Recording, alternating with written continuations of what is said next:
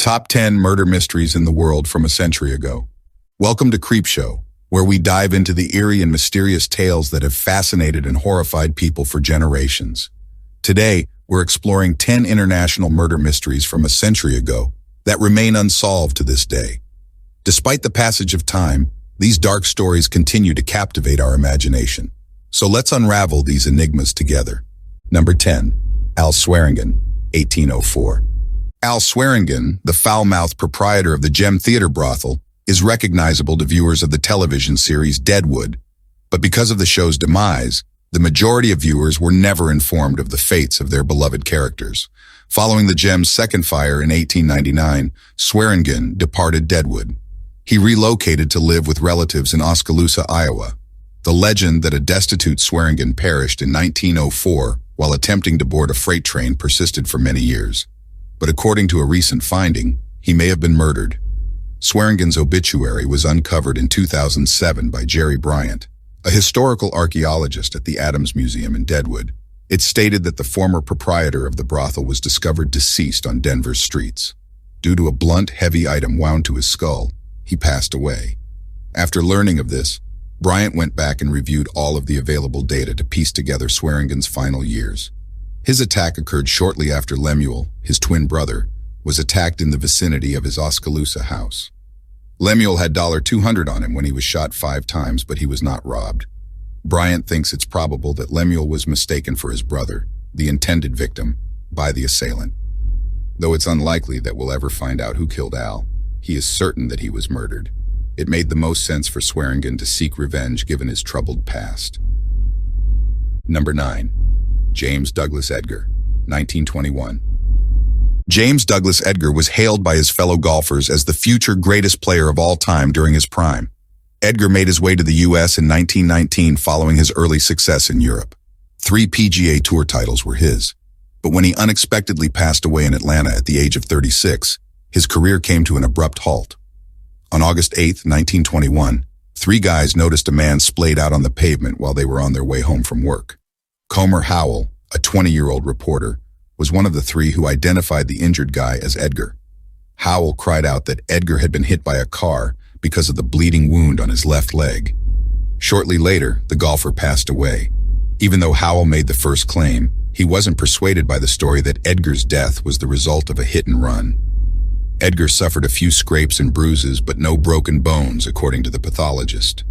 Blood loss from a single tiny lesion that sliced the femoral artery was the cause of death. Howell began his own inquiry once he became to believe Edgar had been murdered. Though he never identified any culprits, he did discover a potential explanation. Edgar, it found out, enjoyed gambling and alcohol, and he was prone to have affairs with married women. An enraged husband or a rejected lover would have been a likely murderer. Number 8. Murder of Montague Torso, 1886. During the mid-1800s, Saint-Pierre-de-Montrouge, a modest church in Paris, was constructed. It has been a haven of comfort for the most of its existence. This was not the case, though, when residents found a woman's disfigured body left outside the church on a November morning in 1886. The mutilated body was devoid of its right hand, legs, and skull. Its right breast was amputated, and its uterus was removed. Although the victim's identity remained unknown, law enforcement was aware that she was a young lady, most likely a prostitute. Despite its brutality, this murder was particularly noteworthy because it resembled a string of murders that occurred in London a few years later. 4 women were murdered and disfigured between 1887 and 1889. Their torsos and other remains were thrown about the city, mainly in the Thames. Many contemporary crime enthusiasts have connected these killings, raising the possibility that the Montrouge murder was carried out by the same individual. Simultaneously, some ripperologists think that the Thames torso killings were committed by Jack the Ripper. This theory suggests that Jack's first known victim might have been the torso dumped at Montrouge Church. Number 7. Augusto Bottecchia, 1927. During World War I, Ottavio Bottecchia worked as a bike messenger before taking up competitive cycling. He excelled in multiple tournaments back home in Italy. Following his relocation to France, he won the Tour de France in 1924, making history as the first Italian to do so. 3 years later, Bottecchia was discovered near the Italian village of Peones, dying on the side of the road. He suffered many fractures and a cracked skull. After being brought to a hospital, he passed away days later without ever coming to. The biker crashed into a fence. Sunstroke was the official cause of death. The bike was discovered pushed up against the fence and undamaged, which presented the most obstacle to this theory. This also disproved the theory that Bottecchia was struck by an automobile. A number of accounts of Bottecchia's passing have surfaced, 2 of which came from confessions made on the deathbed. In one of them, a New York City-based Italian man claimed to be a hitman who had murdered the writer. In another, a farmer acknowledged that, believing Bottecchia to be stealing his grapes, he had thrown a rock at him. The most interesting story, arguably, was that Bottecchia was assassinated by fascists.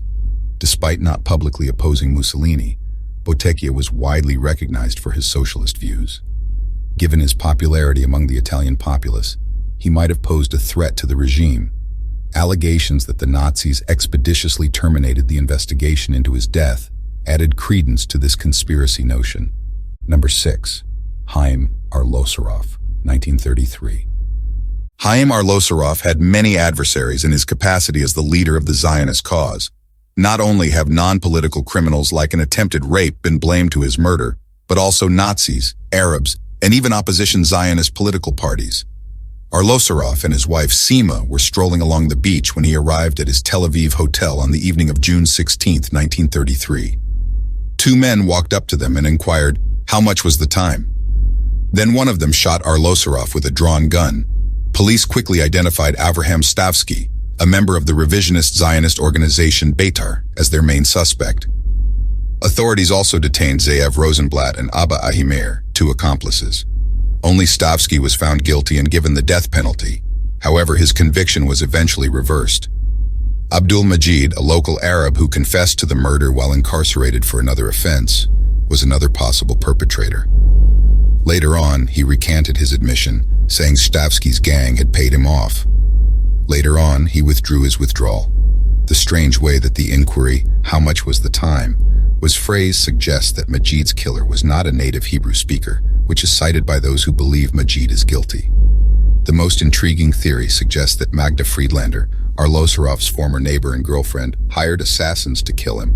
Magda Goebbels was her marital name after marriage. Concerned about her reputation in the event that her liaison with a Jew was revealed, she assassinated Arlosoroff. Number 5. Honorable Bright, 1925. The Irish Civic Guard was in deep water with the public just 3 years after it was established in 1922 because one of its superintendents was embroiled in a widely reported murder case. Lizzie O'Neill, a prostitute who went by the name Honor Bright and frequently visited the Liberties neighborhood of Dublin, was the victim. On June 9, 1925, her body was discovered in the early hours of the morning in Ticknock, many miles from her residence. Her heart had been shot through. Another sex worker claimed to have witnessed O'Neill at her regular location that evening. After giving Lizzie 10 shillings, a man approached her and requested her assistance in locating the other prostitute who had robbed him earlier that evening. In addition, he issued a warning that if he didn't find his belongings, his friend, a superintendent with the guard, would come get them all in a gray sports vehicle. Police were able to trace it to a Dr. Patrick Purcell, because cars were not that widespread in those days. Superintendent Leo Dillon was one of his friends. Purcell asserted that they last saw Bright, however, driving off in a taxi, still alive. Police located the cab driver. It was at Leonard's Corner, where he put O'Neill off, not where he picked her up, that he claimed the gray sports car was waiting. Number 4. Erik Jan Hanussen, 1933. In the 1920s, self-described clairvoyant and mentalist Erik Jan Hanussen amazed German audiences with his almost superhuman feats of talent. He even turned Adolf Hitler into a fan. Hanussen was skilled at exploiting Hitler's fascination in the occult. Following the clairvoyant's prediction that Hitler would become Reich Chancellor, the two grew close. Some reports even claim that Hanussen taught him how to use psychology and subliminal cues when giving speeches in front of sizable gatherings. The Reichstag fire broke out soon after.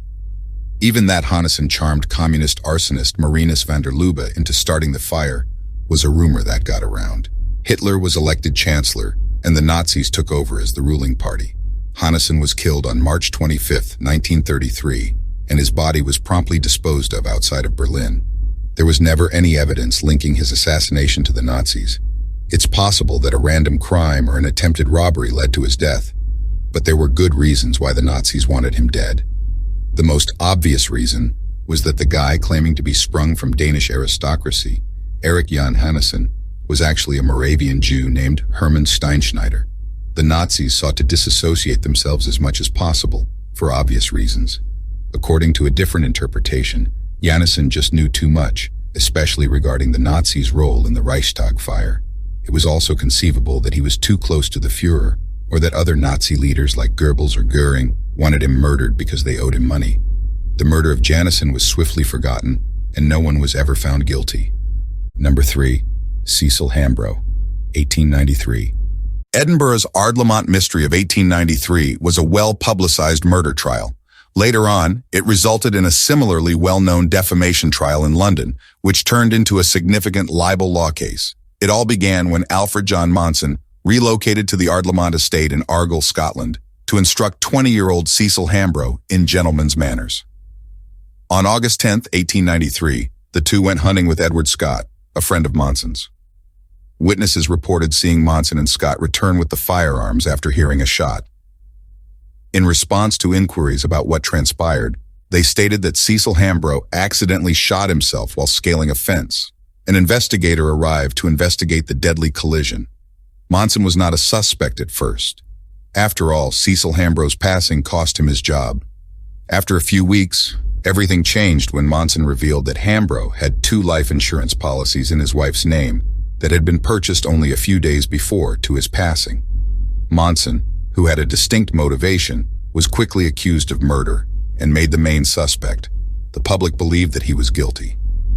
Even after renowned surgeon and Sherlock Holmes inspiration Joseph Bell gave a defamatory testimony, the jury was unconvinced. The Scottish jury's finding of not proven freed Monson. 1 year later, a Monson wax figure was displayed at the Chamber of Horrors at Madame Tussauds in London.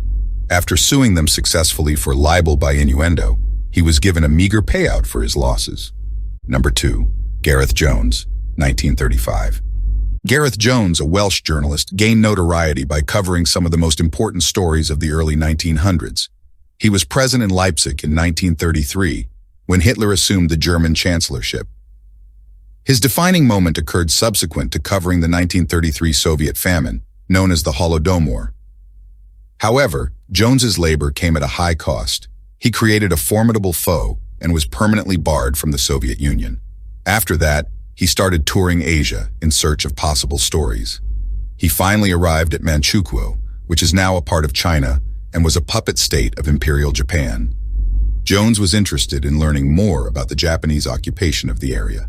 Muller, a journalist from Germany, was with him. After receiving minimal assistance from Japanese forces, the two were eventually taken prisoner by Chinese bandits. Muller was unexpectedly freed a few days after the journalists were meant to be kept for ransom. On August 12, 1935, Jones was assassinated before the demands for the ransom could even be addressed. Jones's death was surrounded by controversy. Was it all a well-thought-out assassination, or was he truly killed at the whim of ruthless bandits? The Japanese may have given the bandits a hint since they didn't want a scandal. There are even claims that Japanese soldiers advised the journalists on the safe path to travel in order to evade being apprehended. The idea that Jones's death was the result of Soviet retaliation was more widely held. According to one inquiry, Muller and Jones's Chinese contact were both NKVD spies who tricked Jones into falling into a trap. Number 1. George Harry Storrs, 1909. The crime took place at the renowned estate of Gorse Hall in Stalybridge, east of Manchester, on November 1, 1909. George Harry Storrs, a wealthy businessman, was the victim. When a strange invader burst in and threatened them with a gun, he was at home with his wife and niece. Storrs and his attacker started fighting. Upon returning from their help-seeking mission, the women discovered Storrs dead from 15 stab wounds. It appeared to be a clear-cut case at first. Mrs. Storrs was pretty sure her nephew Cornelius Howard was the murderer. Although he was apprehended and recognized through a lineup, his attorney presented multiple witnesses at trial who stated that Howard was in Huddersfield on the night of the murder, participating in a domino competition.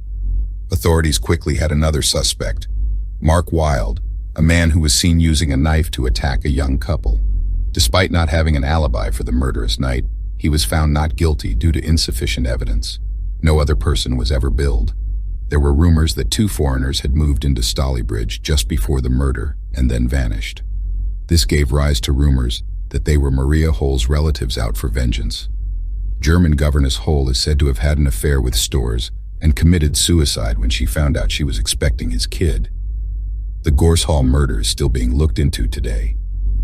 An amateur historian thinks Alfred Derrick was the murderer because he fit the description provided by the witnesses. He believes it was an instance of a burglary gone wrong.